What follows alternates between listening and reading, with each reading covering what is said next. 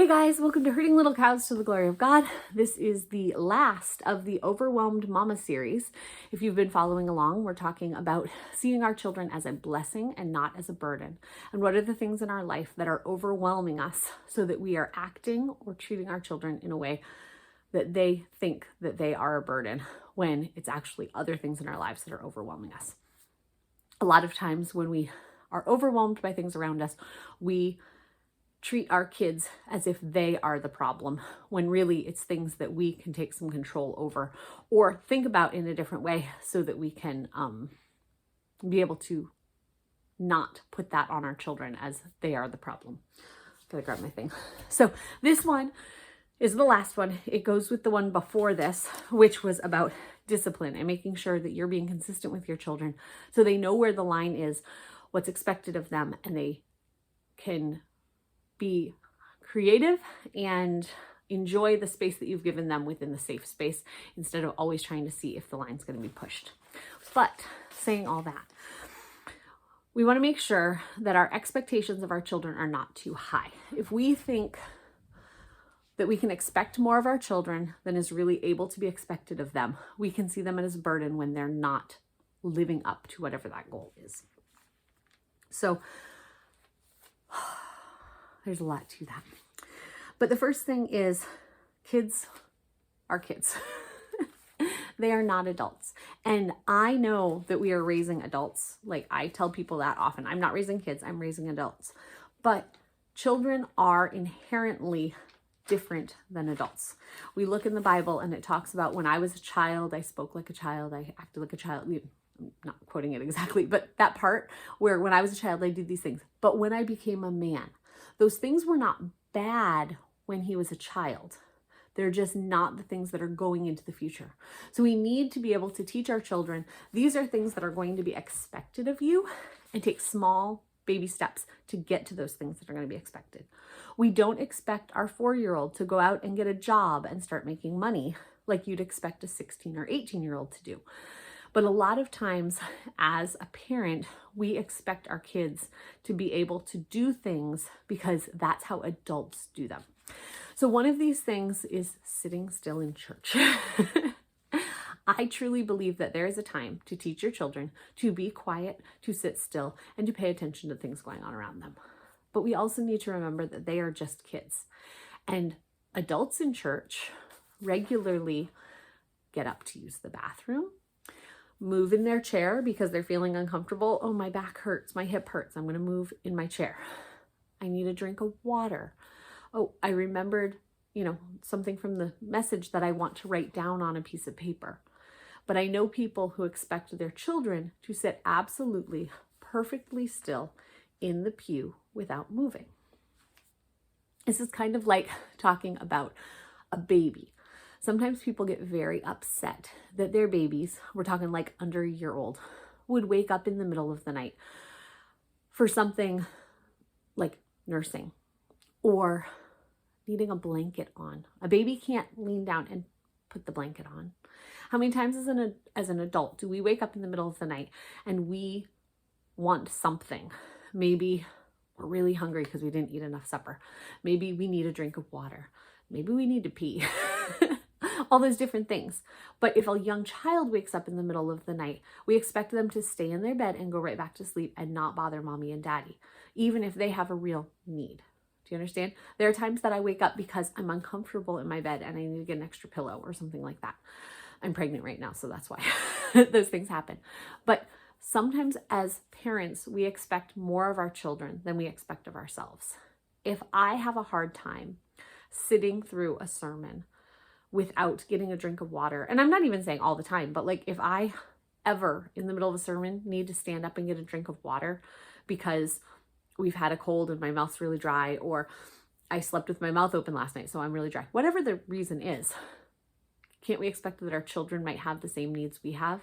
And if we're going to do that, like we're allowing ourselves to fulfill that need, we should allow that of our children. If that makes sense. I hope I'm being clear in what I'm saying. So our kids are going to be kids.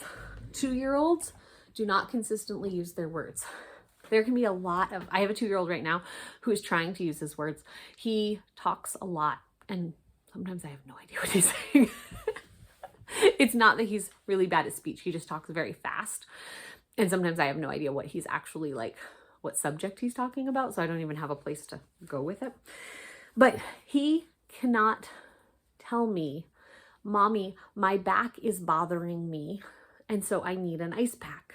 He just can't tell me that. His way of telling me that is crying and holding his back, or just crying and I don't know why. A couple weeks ago, he had a medical thing that we had to deal with. Nothing terrible or whatever, but he couldn't tell me what hurt. He just was uncomfortable and up in the middle of the night fussing because something hurt. And once I figured out what it was that hurt, I was able to help alleviate the problem. But he wasn't able to tell me, this is the problem and here's why I'm up crying. What he needed was the comfort in the middle of the night because he wasn't feeling good and he didn't know how to get himself back to sleep because he was upset by the pain of the thing.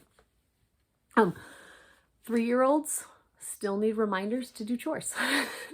I know it's very easy to think, well, that kid's pretty good at stuff. I can tell them, please go get the trash can and bring it out here today. And then tomorrow when I say, go get the trash can, they should automatically know that they're going to get the trash can from that bathroom and bring it here. Well, if it hasn't been consistently laid out for them, they're not going to easily make that connection that the thing you asked them, sorry, there's something on my thing. The thing you asked them to do yesterday is the exact same thing you're asking them today. I'm not saying there's no place for chore lists. I actually have a chore list that even my 2-year-old is on. But I don't expect my 2-year-old to remember, these are my chores in order. We look at the chore list and we say, oh, we have to get dressed. Did we get dressed today? Okay, good. We finished that one. Did you go get the trash cans? For us, our 2-year-old, there's 2 trash cans. He knows they're in the bathrooms. He knows his job is to bring them out. But I don't expect him to remember that he needs to go get the trash cans at a certain time of day. I tell him, Gideon, it's now time to go get the trash cans. And usually someone goes with him.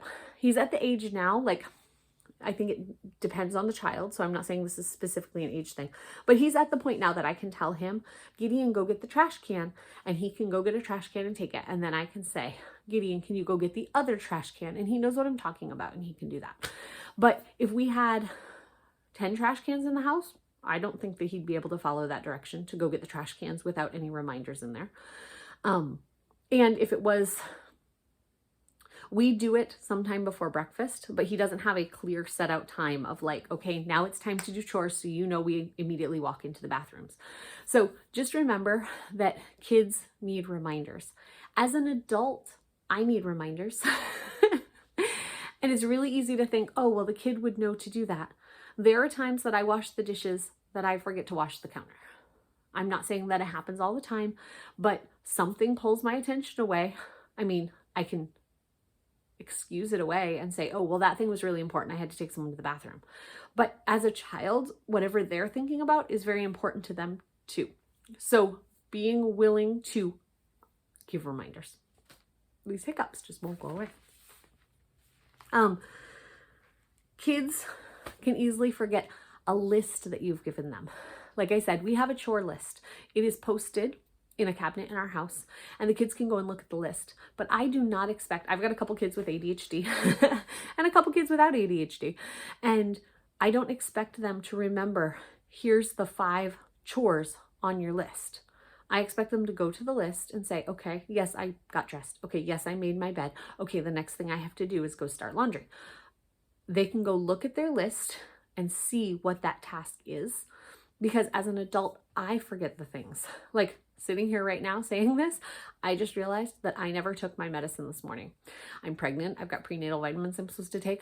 I totally forgot about them until just now, even though I saw them and had someone move the vitamins for me. So how many times do we expect something of our children that we're not expecting of ourselves? Kids drop things. So again, this is all going back to not treating our children as a burden, but treating them as a blessing. Kids drop things and I drop things. I make messes all the time. Not on purpose. It happens. So I think there's very much a difference between the child spilled milk at the table because they're a child and their finger slipped, as opposed to they were goofing around at the table. You already told them to stop goofing around, and their goofing around caused the milk to spill. So I want to be very clear with that. I'm not saying to let foolishness be excused, but I'm saying childishness, things that happen because they're children. So kids drop things, and if the first thing you do is yell at them and why did you do that? They probably didn't mean to, because when I drop things, I didn't mean to. And I might even in my head immediately have thought of, well, I should have been holding that more carefully, or I should have grabbed the handle instead of the side, whatever it is. I might have already thought that in my head. So to have somebody come to me and say, why did you do that? Well, I didn't mean to do it. People don't mean to drop things. People don't mean to make messes. There is a difference. I mean, sometimes you have the toddler who's like, ooh, what happens when I pour my cup out? I'm not talking about that. I'm talking about the actual dropping, spilling things that happen. Think about how you treat your child in that instant, because if you would not want an adult to come to you in the way that they just came to the child, like that you just came to the child, you might want to rethink how you're saying things. Are you okay? Do you need some help? Let's go get a towel. You're going to clean it up. I have no problem with telling your child to clean up their own mess, because I'm going to clean up the mess that I make. But making sure that you're not berating your child for common mistakes that, again, adults do. Another thing, kids have big emotions. We all have big emotions, but as adults, we've usually learned how to control our emotions some. So when we get very upset, we might cry. We might want to go sit alone for a few minutes so we can think through it. Kids don't know how to deal with those big emotions. So their crying might end up as wailing on the floor and, temper tantrum type things. Again, I'm not saying to let them get away with sinful behavior. I'm mad that my sister took my toy, so I'm going to go slap her. That's not what I'm talking about. I'm talking about like not letting them get away with that.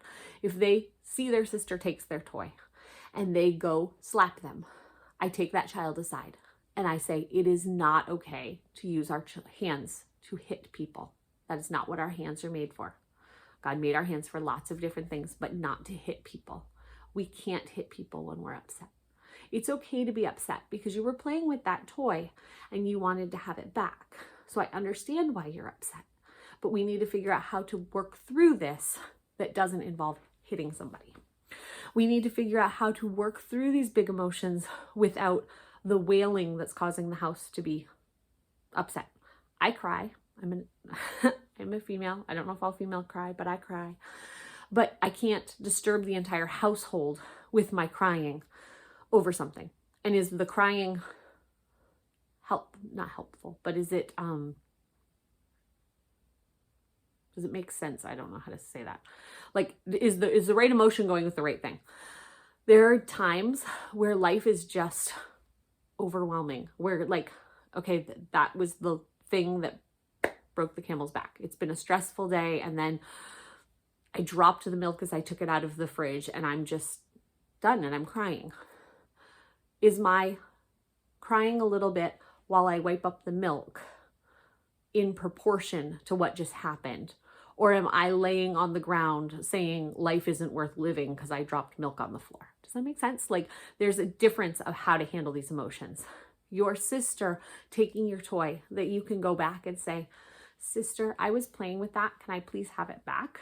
Which again, you have to help the little kids use their words.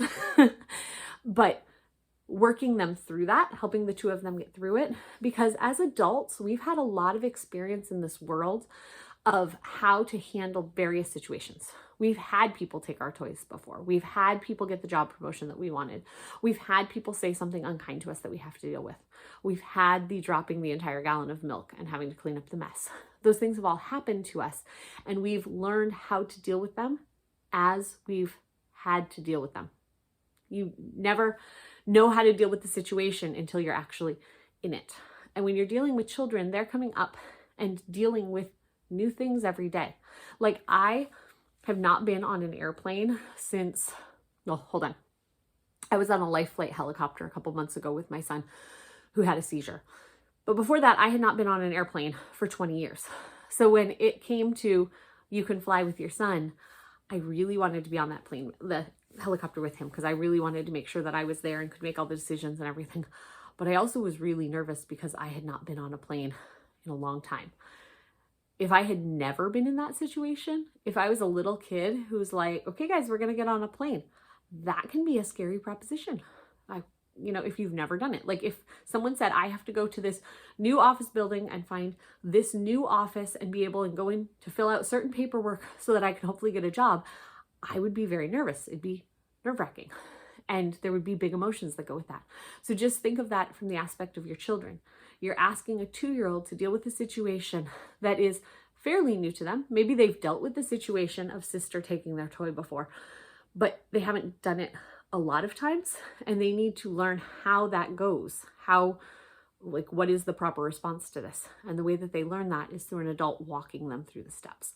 So not expecting things of our kids that we don't expect of ourselves, but also making sure that we're allowing our kids to be kids, knowing that we are growing them up into adults, but it takes baby steps to get there, and making sure that we're helping them adjust to those baby steps.